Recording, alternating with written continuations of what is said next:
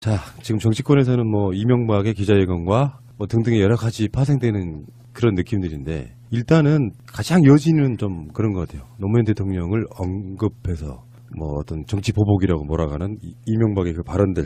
근데 사실 알고 보면은 이 사건은 이명박 그룹 내 내부 문제잖아요. 내부 문제를 이제 노무현 대통령 끌어들이고 문재인 대통령 끌어들이고 정치 보복 끌어들이니까 일반 상식선에서 봐도요, 어저께 그냥 일반인 어떤 출연자분이 오셔가지고 그게 화제가 됐는데 딱 한마디 하시더라고, 그분도. 그러니까 자기가 정치 보복했다는 걸 그냥 자수한 거네. 딱 그런 느낌이에요, 여론 자체가. 굳이 그런 이야기를 꼭 꺼낼 필요가 있었는가 이런 생각이 좀 들어요. 자승자박이죠. 그리고 이분이 이제 본인이 대통령을 퇴임한 지 시간이 꽤 흘렀는데 아직까지도 세상을 쥐락펴락할 수 있다라는 그 허황된 의식이 있다고 보여지고요. 그 다음에 불섭에 뛰어든 형국이죠. 지금 이제 노무현 대통령을 끌고 들어가면서 마치 본인이 정치보복 인양 하는데, 저희가 곰곰이 이렇게 2년 전 상황을 보면 박근혜 대통령이 처음에 최순실 파동이 벌어졌을 때 이 프레임이었거든요. 그러다가 이제 개헌 얘기를 꺼내고 뭐 임기를 단축할 테니 뭐 국회에서 총리를 해주면 협조하겠다, 이런 식으로 이제 끊임없이 자신이 뭔가 이성적으로 국가를 운영하는 대통령인 양 했었는데, 지금 엊그저께 이제 MB의 이런 골목 성명 2 그 논리도 딱 그런 거잖아요. 전두환 전 대통령이 골목에서 읽었던 논리 플러스 박근혜 전 대통령이 했던 뭐 송구스럽다는 표현을 동원해 가면서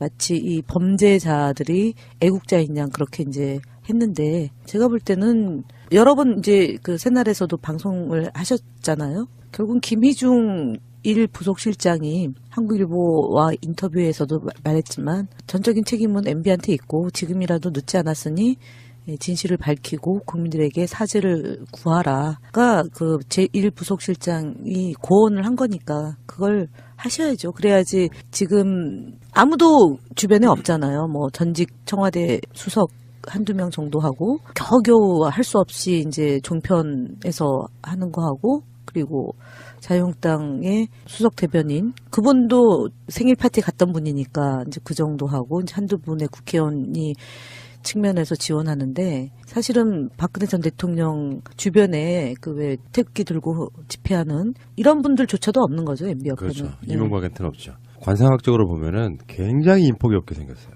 제가 관상 좀 볼 줄 알잖아요. 저기 김민석 원장님 왜 김유찬 건 지난번에 우리가 몇 번 그렇지, 얘기했는데 그렇지. 네. 오늘 언론 보도에 김유찬 얘기가 다시 부각이 됐어요. 96년 국회의원 선거 당시에 선거법 위반 사건 관련한 유증 교사 의혹 폭로, 그리고 김유찬 씨는 허위사실 유포 등의 혐의로 구속. 이분도 이제 뭐 그렇게 됐었고, 뭐 지금 김희중도 마찬가지고, 일찌감치 정두원도 그렇고, 김경준도 사실 마찬가지잖아요. 다스 사장도 그렇고. 이명박 자체가 인폭이 없긴 없나 봐요. 이 정치에서의 특히 상하 관계가 유지되는 게 두 가지 아니겠어요? 큰 틀에서 보면 하나는 가치나 이념, 두 번째는 의리와 정, 물론 세 번째는 그냥 돈과 이해관계, 뭐 이런 세 가지가 적절하게 결합이 되거나 또는 그중 하나로 엮이는 거잖아요. 근데 지금 뭐 이명박 박근혜 이런 경우에는 뭐 가치나 이념 이런 걸 보기는 모르겠죠.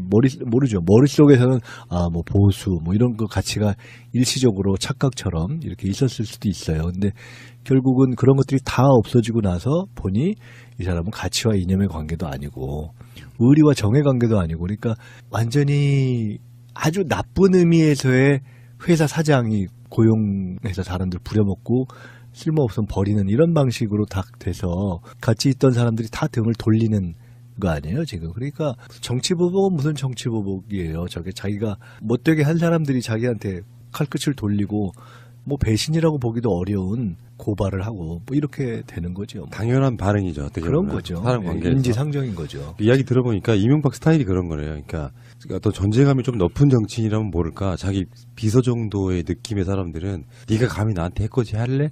이런 느낌의 성격을 갖고 있다 그러더라고요. 그렇다 보니까 이제 모멸감 당한 사람들이 결국은 딱 그 느낌 아닙니까? 군뱅이도 밟으면 꿈틀한다. 딱 그런 느낌이에요. 옛날식이겠지요. 그러니까 뭐 조인트 까고 함부로 하고 그러다가 안 되면 돈으로 맞고 뭐 이런 정도의 인간관계를 생각했던 거 아니겠어요? 그러니까 결국은 남는 게 없는 거죠, 주변에.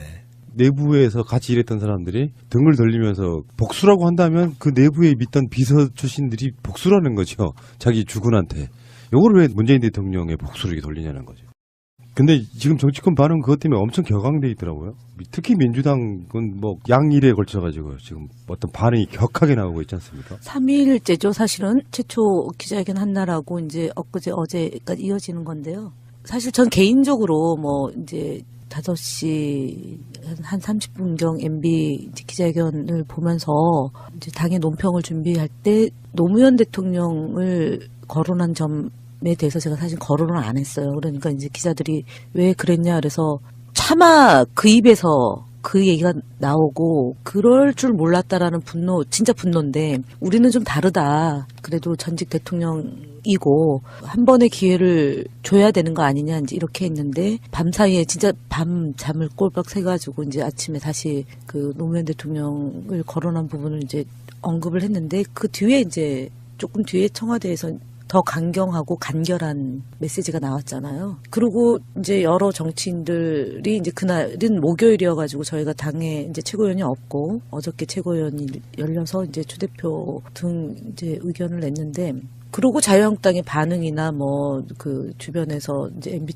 측 주변에서 김두우 그다음에 이재호 이런 사람들의 그 인터뷰 내용을 보면서 정말 이분들은 인간이기를 포기한 분들이구나 이제 그런 생각이 들었어요. 그러니까 저는 노무현 대통령이 돌아가시기 전에 이명박 전 대통령이 그 전직 대통령에 대한 예우를 지키는 문화를 만들겠다라고 여러 차례 얘기한 점, 그러나 그게 지켜지지 않았을 때 이제 이지원 문제로 돌려드리면서 했던 그 메시지와 그다음에 그 이후에 수모를 겪으면서 정말 다 잡은 게 있거든요. 우리가 법과 원칙에 근거해서 정말 품위 있고 품격을 유지하면서 국가를 운영하는 그런 태도여야 되겠다라고 생각했는데 그게 안 통하는 집단인 것 같아요. 그래서 이제 지금도 재판을 받고 있잖아요. 저희 국정원 여직원 감금 재판 지금도 받고 있고, 그리고 이제 그 예를 들어 민간인 사찰 문제 때문에 정치 보복을 당했던 의정 활동을 하는데 이제 그 이후로 보복 당한 사람들이 주변에 쭉 있잖아요. 이제 이런 분들 보면서 아, 내가 생각했던 방식이 안 되겠다 이제는. 분노를 하지 않는 사람은 조국을 사랑하지 않는다라고 아미자에 나왔던 그 글귀가 늘 이제 머릿속에 남아있는데 분노해야 되겠다. 더 분노해야겠다. 예, 그런 생각을 갖게 된 한 2, 3일의 과정이었던 것 같아요. 예. 저는 이제 조금 다른 각도에서 말씀드릴게요. 그러니까 정치를 하는 사람에게는 의분이라는 게 없으면 안 되죠. 어떤 잘못된 현실, 잘못된 제도, 잘못된 사회. 근데 동시에 어떤 문제에 대해서 개인적인 어떤 감정으로서의 분노 이런 것은 가급적 표출을 안 하는 것이 덕목이지요. 일반적인 정치적 덕목. 그런데 이번의 경우에 이제 청와대에서 대통령께서 예를 들어 분노라는 표현을 언급했다라는 것은 저는 두 측면이 있다고 봐요. 하나는 이건 정말 통상적인 범위를 벗어나는 것으로서의 어떤 의분 이런 측면이 하나가 있고요. 그야말로 절제를 하고 했을 때 최소한의 것으로서의 표현일 수 있는 거죠. 그리고 또 한편으로는 이것은 대통령을 포함한 어떤 정치인들 개인이 느끼는 의분이 아니라 국민들이 느끼는 것이 분노 아니겠어요? 그러니까 지금 이명박 씨의 입에서 자신이 했던 행위가 있는데 그걸 노 대통령하고 엮어서 더구나 자기가 지 잘못한 것 때문에 자기가 자기 주변 사람들에 의해서 이렇게 폭로를 당하고 있는 상황에서 아무리 갖다 댈 게 없어도 그렇게 된 것에 대한 정상적인 국민이라면 느끼는 분노가 있는 거 아니에요. 그런 것을 저는 압축해서 표현한 것이라고 보고 그럼에도 불구하고 그 이후에 사실은 그 얘기를 계속해서 하지는 않잖아요. 그러니까 우리가 아마 김현 대변인께서도 처음에 최대한 표현을 절제하려고 했던 것이 아까 제가 말씀드렸던 정치에서 의분이 존재해도 가급적 그 분노를 표현을 절제하려고 했던 어떤 그런 절제였을 거라고 저는 봐요. 근데 그리고 앞으로도 그렇게 이 문제가 법의 영역이 남아 있는 거기 때문에 우리 마음속에 있는 어떤 정말 이건 뭐 감정을 다 표출하면서 갈 수는 없겠지만 인간이니까 최소한의 그런 것이 있는 것이고 그런 거죠 뭐.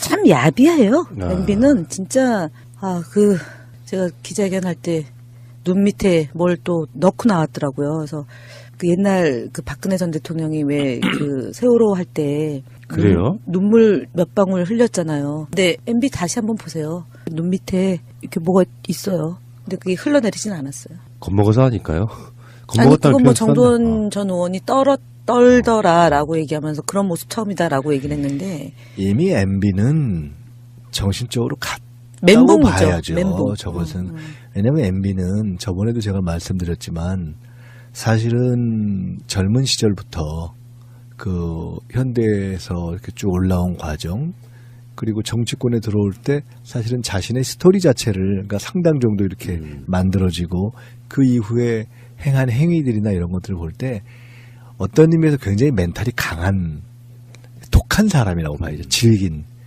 근데 지금 현재의 상황은 이미 이런 거 있잖아요. 네 죄를 네가 알렸다 이런 거 있잖아요. 자기가 다 알지 않겠어요? 그러니까 방어할 수도 없고 갈 길이 뻔하고 그런데다가 자기가 어떻게 보면 정말 우습게 봤던 자기 밑에 무슨 그렇죠. 수족처럼 수족도 아니라고 생각했을 거예요. 밑에 뭐 떼껍처럼 생각했을까? 그런 발 밑에 사람들에 있는 의해서 발톱에 있는 그렇게 때만큼 생각했겠죠. 높은 사람이겠죠. 다 이렇게 상황이 드러나니까 이미 이제 간 거죠. 뭐 정신을 잃은 거죠. 일찍이 위증교사 같은 거를 할 정도의 그 일상화되어 있는 범죄형 인간이잖아요. 근데 그 사람이 떨고 이제 이렇게 말하는데 가장 기함했던 것 중에 하나가 자기네는 권력형 비리가 없었대. 근데 생각해보니까 막 최시중도 있고 이상득도 있고 지금 이야기하려고 하는 원세훈도 있지 않습니까? 시작하자마자부터 있었던 거죠. 네. 사실은. 거의. 그러니까 원세훈이 최근에 이제 추가 혐의로 압수수색됐는데 그 특활비 유용 부분에서는요. 그 국정원에서 이제 빌딩 하나 도곡동에 있는 최상층의 인테리어 비용으로 특활비 10억 썼고요. 다음에 미국 스탠포드 대학의 국정원 돈 우리 돈으로 약 20억 원. 요거 송금한 정황 때문에 그쪽에 그 구치소 방과 국가안보전략실 등을 압수수색했고요. 원세훈 부인도 조사를 했다 그러죠. 네.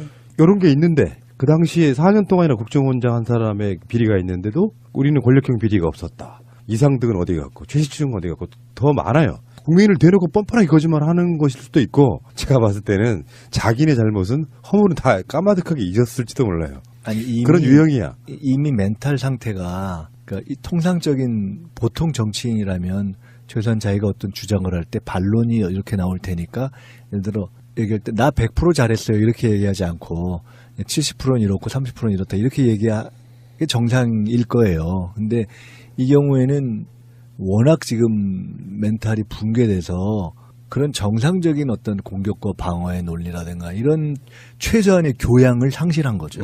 두 분께 하나만 질문 하나 드리겠습니다. 각종 이제 정치에서 좀 통찰력이 있으시다는 분들이 MB 구속 시점을 지금 예상하고 있는데요. 두 분 어떻게 보십니까? 있는 그대로 한다고 하니까 지금 이제 오늘 김희중 제1부속실장이 본인이 이명박 전 대통령을 배신한 것 이게 아니고 검찰이 워낙 탄탄하게 수사를 했다. 진술하지 않을 수 없었다라는 대목이 있어요. 그러니까 그 정도라면 경로가 다 나왔다는 거 아니겠어요? 그러니까 이게 네. 국정원에서 국정원 기조실하고 예상관들이 다 이미 자백한 내용이기 때문에 그러니까 부정을 못한 거예요. 자백과 플러스 국정원은 이제 이현수 기조실장이 조사받을 때 나왔던 얘기인데 돈의 출처와 어디다 쓰였는지를 다 기록으로 남겨놨다는 거잖아요. 그래서 빼도 박도 못한 거이듯이 그러니까 뭐 특활비라고 해가지고 영수증이 첨부 안 될 뿐이지 돈의 출처 들어가고 나오고는 다 기록으로 남겨져 있다는 건데 그건 어느 정부든 다 똑같이 되는 거 아닙니까? 그러니까 이제 김성호 전 국정원장은 법무부 장관 출신이기 때문에 법에 자신이 당하지 않으려고 이제 또 진술을 했을 것이고요.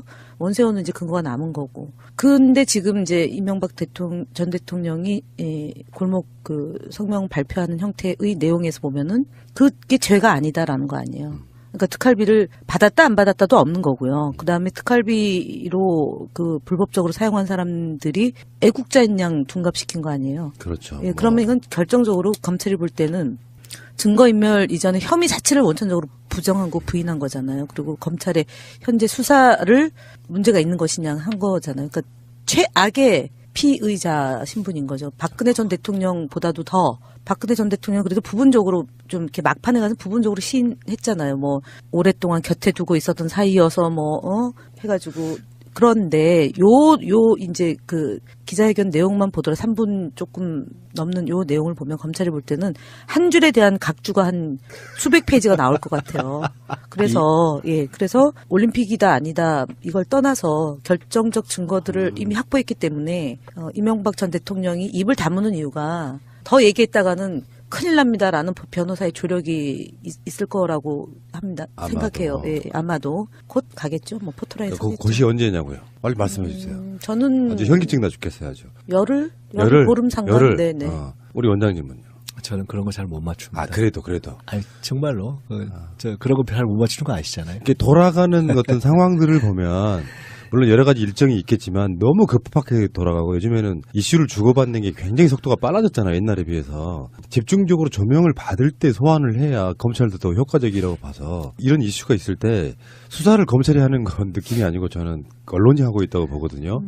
언론이 굉장히 많은 것들을 쏟아내고 있잖아요. 이미 언제 가느냐 하는 거는 참 별 큰 의미가 없는 상황이라고 보고요. 검찰은 뭐 그야말로 소환해서 기소하기가 적당한 준비가 최소한도 갖춰진 시점에 하겠죠. 근데 이미 이번 골목 혁명 뭐 이런 거 보면 최소한의 품격과 그다음에 저항의 논리를 갖춘 어떤 일정한 세력이 있는 어떤 세력의 지도자 이런 것이 아니고 그냥 주변 다 이미 무너진 가련한 범죄자 수준으로 됐기 때문에 저는 뭐 그 시기는 큰 의미 없다고 봅니다. 국정원 댓글 사건 정도는 좀 약간 좀 늦어지고 있다 이런 느낌이었었는데 급작스럽게 국정원 특활비가 튀어나오고 제 1순위로 봤던 다스는 제 2순위로 밀리는 그런 느낌이어서 지금 이 사건의 어떤 엄중함으로 볼 때 많은 분들이 평창 올림픽 전을 예측하시는 분도 있고요.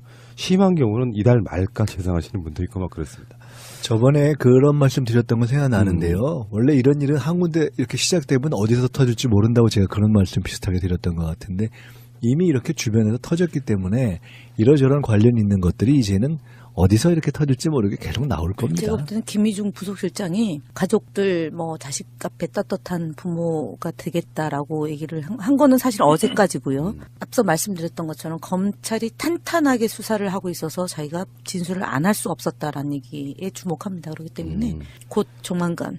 참고로 이제 다스 공소시효가 다음 달 21일이라고 하는데 그 사이에요. 보도 하나를 보니까 다스 비자금이 120억 원이 아니라 부의 자금이라 그래서 80억 원이 더 있었다는 게 확인됐고 그래서 지금 다스 전 경리팀장이던 최동영 씨의 말에 의하면은 다스 비자금은 120억이 아니라 300억 원이다. 이 가운데 200억 원 정도는 이명박 전 대통령이 100억 원은 김성우 다스 사장이 가져갔다. 이런 검찰에서 진술한 게 있다고 그래요. 뚝이 한번 무너지니까 딱 그 느낌 아니겠습니까? 박근혜도 국정농단이 막 터지고 나서 뚝이 무너지니까 온갖 것들이 보도가 나오는 것처럼 지금 이명박은 정말 우리가 이명박 씨를 지금 어떤 그 설치류에 비유했던 거 있잖아요.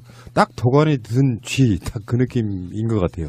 이제는 도망갈 수도 없고 어쩔 수도 없고 이 상태에서 이제 특정 시점에서 걷어들이기만 하면 되는 것 같은 그런 느낌.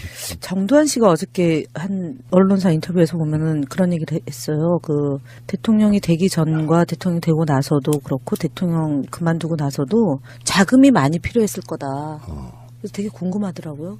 근데 그건 죽기 전에야 내가 얘기할 수 있을 거다라고 얘기를 했어요. 물론 돈이 있는 분들이 돈에 대한 그 관심이 높고, 예, 근데 분들은 도덕적으로 정말 완벽한 정권이라고 그랬잖아요. 그때. 도덕적이라고 그러죠. 도덕이 아니라 도둑을 읽죠. 도덕적으로. 네, 도덕적으로 완벽한 정권인데, 근데 어쨌든 꼬리가 길면 잡히잖아요. 근데 이런 돈들이 이제 물론 이제 다스 누구 거냐라고 4개 물어봐라 했더니 진짜로 물어봐야죠. 이제는 다스는 누구 겁니까? 그러면 답을 해야 되는데 그날도 답은 안 했잖아요.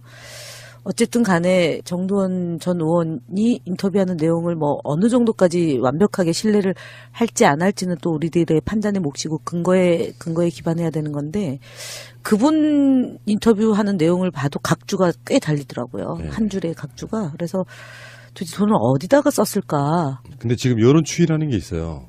여론추이. 검찰이 수사한 거랑 별개로 지금 나오는 이야기 중에 이제 뭐 명품 이야기, 그다음에 내곡동 사저 이야기, 세금 국정원 특활비가 들어갔다는 보도들이 나오고 있으니까 완전히 무너지는 상태로 처절하게 저는 이명박 자체는 끌려가듯이 갈 거다 이렇게 보는 거거든요.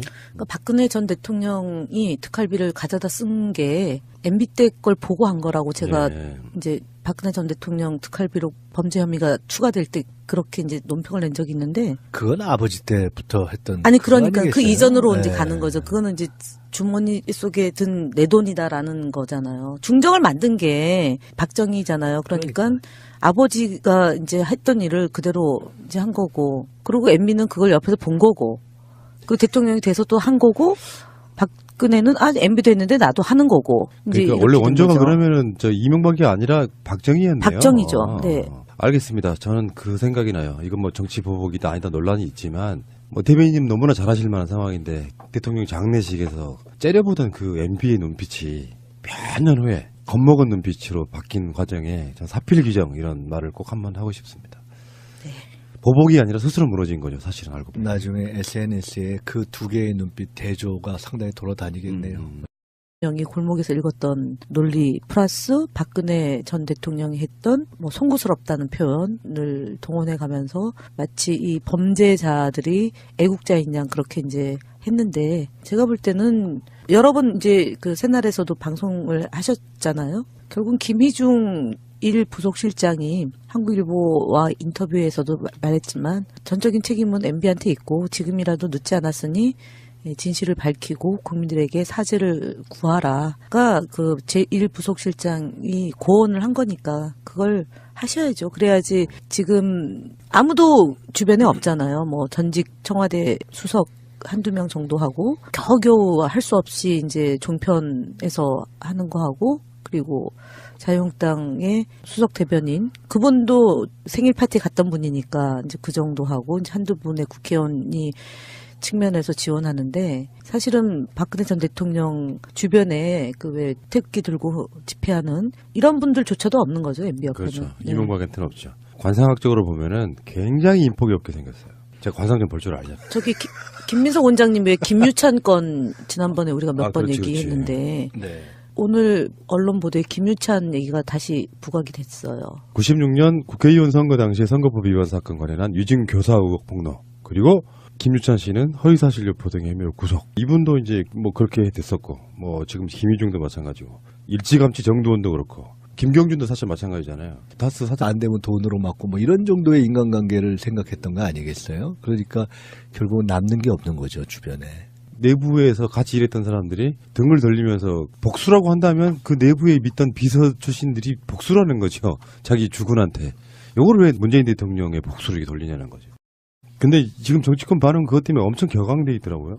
특히 민주당은 뭐 양일에 걸쳐가지고 지금 어떤 반응이 격하게 나오고 있지 않습니까? 3일째죠. 사실은 최초 기자회견 한날하고 이제 엊그제 어제까지 이어지는 건데요.